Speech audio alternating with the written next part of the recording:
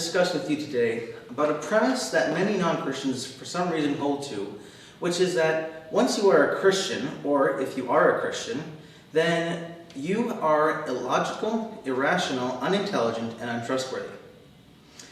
This I found most disturbing because of the fact that most atheists believe this, not knowing that it is in fact a genetic fallacy. And this is what I'm going to show to you today in this video. If you look to this board for a second, you can see that there's a category known as Christians, and then there are the non-Christians. Down here, we have what is known as, for example's sake, the Universal Academic Standard System. For smaller reasons, we'll just say the UASS. Now, according to the Universal Academic Standard System, which is colleges or universities like, say, Knox, RMC, Oxford, Princeton, Stanford, West Point, or any other fancy ones, if you will, many Christians have actually graduated or got into these schools because they met the requirements of the Universal Academic Standard System.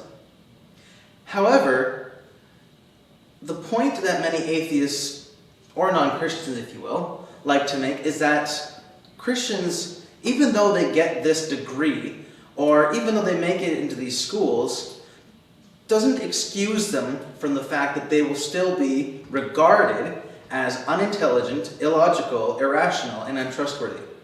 Now, I'm not saying that all atheists believe this, or all non-Christians, but I saw a great deal of number of them actually hold to this truth, and therefore I was told because I was a Christian, I was not allowed to take part in any debates because I was someone who could not be trusted. I'd like to break down to you what is known as symbolic logic for critical reasoning of how this is something which we cannot hold to, which is going to show how Christians are in fact something, or someone if you will, who should be regarded as someone who is intelligent if they meet the standard. By doing this, I will show you on this symbolic logic truth table. If C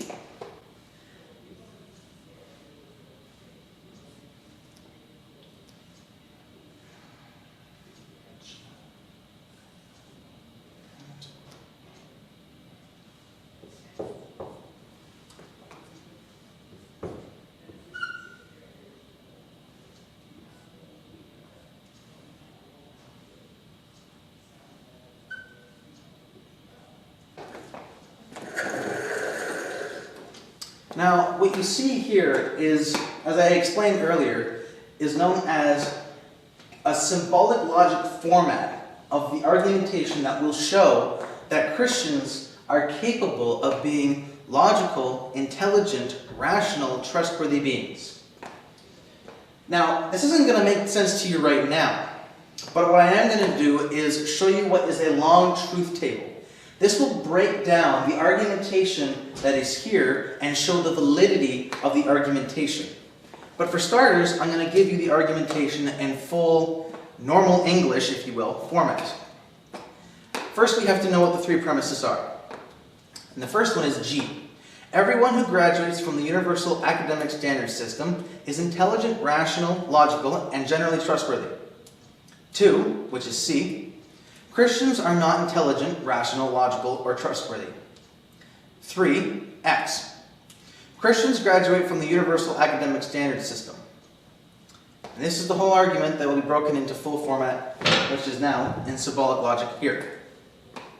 Christians are not intelligent, rational, logical, or trustworthy, and everyone who graduates from the Universal Academic Standard System is intelligent, rational, logical, and generally trustworthy, and Christians graduate from the Universal Academic Standard System. If Christians graduate from the Universal Academic Standard System, then it is not true that everyone who graduates from the Universal Academic Standard System is intelligent, rational, logical, and generally trustworthy, or it is not true that Christians are not intelligent, rational, logical, or trustworthy. If, however, Christians are not intelligent, rational, logical, or trustworthy, and Christians graduate from the Universal Academic Standard System, then it is false that everyone who graduates from the Universal Academic Standard System is intelligent, rational, logical, and generally trustworthy. Or, if it is not true that Christians are not intelligent, rational, logical, or trustworthy, and Christians graduate from the universal academic standard system, then it is true that everyone who graduates from the universal academic standard system is intelligent, rational, logical, and generally trustworthy. Therefore, if Christians graduate from the universal academic standard system, and it is not true that Christians are not intelligent, rational, logical, or trustworthy, then it is true that everyone who graduates from the universal academic standard system is intelligent, is rational, is logical, and generally, and most important of all, trustworthy. Now, I told you this in full argumentation format using critical reasoning, and I've shown you it in symbolic logic format. Now I'm going to break it down to you in a long truth table to show you that this argumentation is something that is completely valid and sound. To be fair to you, I'm not going to assume that all of you know how to use symbolic logic.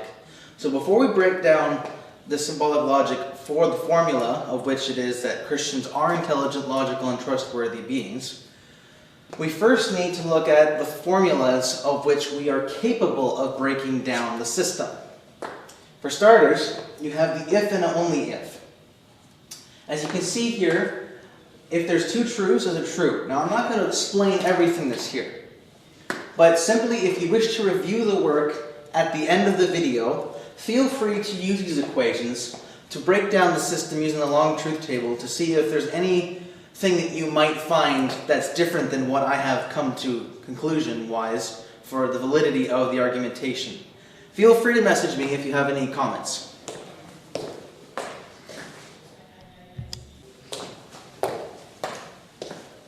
Now this here is what is known as a long truth table.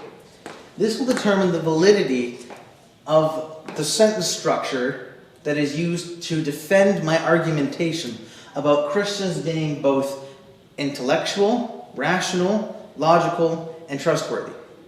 Let's begin.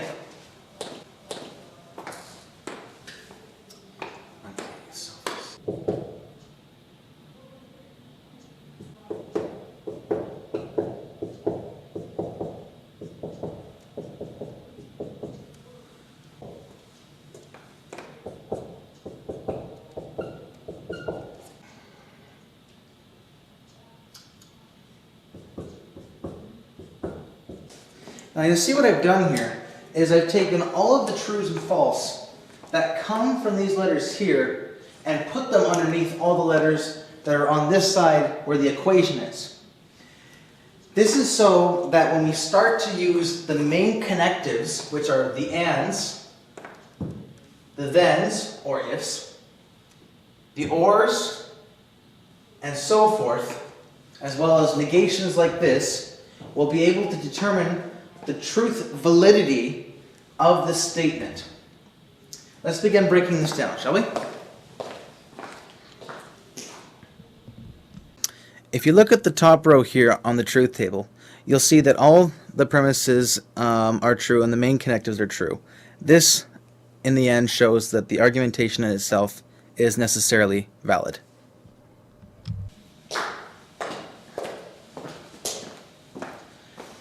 Now, the whole purpose of the truth table was simply to show that my argumentation is both valid and sound. If you still refuse it, however, let's look at this little diagram here for a second.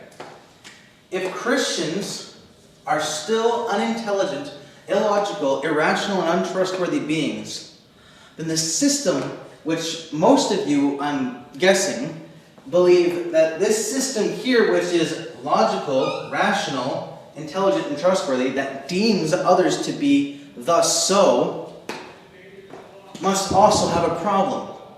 If they allow people, like Christians, who are not intelligent, rational, trustworthy, and logical, to get through.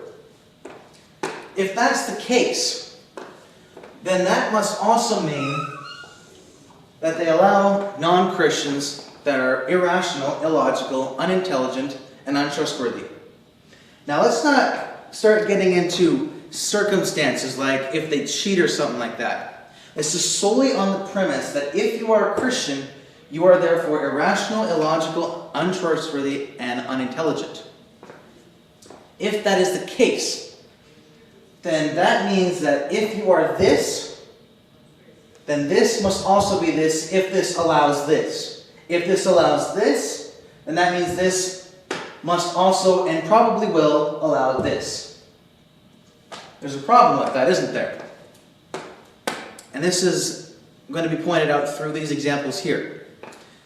Like, for example, scientists like Warner von Braun, who was expertise on the matter and evolution stages of rocket science, Isaac Newton, famous for discovering gravity and 3 laws of motion, stated in his masterpiece, Principia Mathematica, the basis for all modern physics, William Thomson Kelvin, who was foremost among the small group of British scientists who helped to lay foundations of modern physics, Gregor Mendel, who was the first to lay the mathematical foundations of genetics and what came to be called Mendelianism, and 55 delegates to the Constitutional Convention known as Founding Fathers, whom among them were 51 theists, who were 28 Episcopalians, 8 Presbyterians, 7 Congregationalists, 2 Lutherans, 2 Dutch Reformed, 2 Methodists, 2 Roman Catholics, 1 unknown, and 3 deists.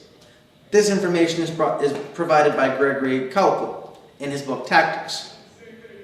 If you agree with them, and you follow the science, mathematics, and so forth which they discovered, well, the news is that these men were Christians.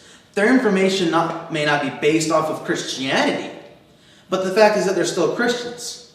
And by the premise, if they are Christian, then therefore they are not intelligent, they are not rational, not logical, and not trustworthy. So are these men unintelligent, illogical, irrational, and trustworthy? If so, then doesn't that mean you then shouldn't be agreeing with anything they discovered because they are Christians? If this is true, then anything these men have to say about what they discovered must be rejected. Now, is this right? No. Why? Because that is a genetic fallacy. What is a genetic fallacy? According to The Power of Critical Reasoning on page 169, the genetic fallacy consists of arguing that a claim is true or false solely because of its origin. This means that someone says your argument is either true or false, not because of your merits, but only because of its origin. Now, the point of all of this is to simply get people to really think critically. So why did I do this video? Was it just to prove that Christians are intelligent, rational, logical, trustworthy human beings like the rest of the world? For the most part. Was this video meant to show off my intelligence and thereby representing an oversized ego? No. The goal of this movie was not only to show the world that Christians, like non-Christians, are capable of being rational, logical, intelligent, and trustworthy beings, but it was also meant to encourage everyone to take a higher level of conduct and the manner of which that conduct is taken when it comes to critical reasoning and apologetics. As debaters, we need to investigate and be critical of the merits which an individual has given and not the origin for which the merits are given by. This in itself is rational and logical. I hope you enjoyed this video, and I hope it encourages you to actually take a greater interest in trying to debate people, but on a manner of which is acceptable and critical. Take care, and God bless.